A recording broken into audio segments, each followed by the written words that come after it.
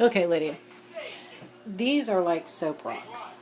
I'll try to show you, even though Anna's got a video running, of how these are drying, okay? These have a lot of mica in them. You can see how big they are.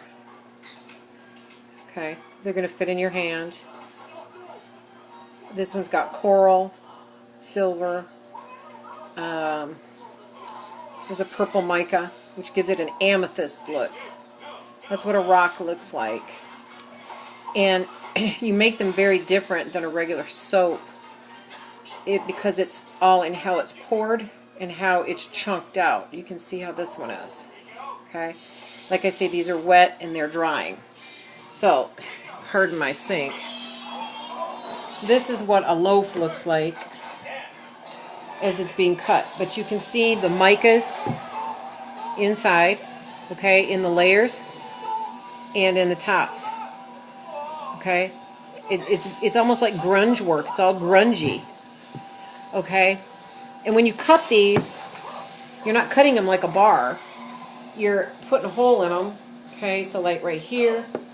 I'm cutting halfway, if you can see how I'm cutting. Alright? And then you're going to peel it apart and pull it. And I do this when it's semi-warm, so it's going to come out to be a complete mess. Alright? Then you're going to take that hunk of a mess over to kitchen sink. And as you can see, I've been carving. Okay? And just a small stream of water, and start washing this soap. You're going to get this soap slick so it sticks together. And this has to be a real hard base, okay? You can't use a regular standard glycerin base on this one. You're going to need the cold, it's like a cold process. So now you're going to get it all slick together. Now you can see the micas. Where am I? You can see how shiny they're coming out. And sometimes I don't get them right. Sometimes I have to recut.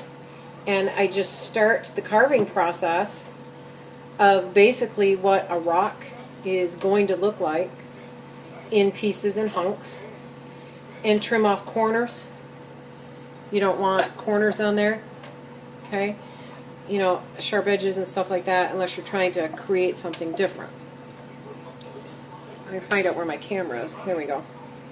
So you're going to start to carve, and you're pretty much carving how you feel a rock is going to look. I'm going to carve it up a little bit this way and this way.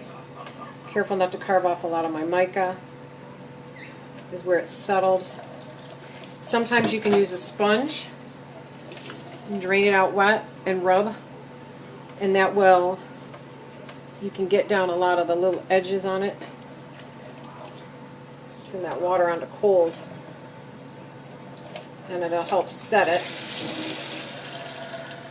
Okay, a little bit. It's just easier. No bubbles. You don't want any bubbles on this. I don't know who that is, but I'm busy. And that, my dear, is a rock, if you can see it.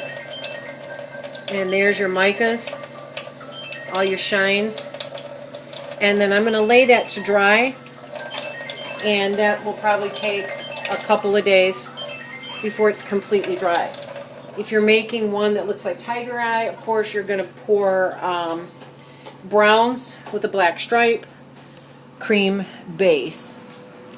You're gonna take your mold and you're going to make up gobs and gobs of chunks and lay the chunks all in the mold, and I'm going to show you how to do it. And then you actually want the top of this should not be flat. My tops are usually filled with all these chunks and pieces that stick up. So when I'm cutting, I've got, you know, extra pieces, but this was extra rebatch that I put together to get this effect. And these stones will come out okay. They'll look pretty good when they're dry. They'll look all right. So, you know, like I say, here's how they look when they're finished. Just like this. And they'll dry, and you put them in plastic bags.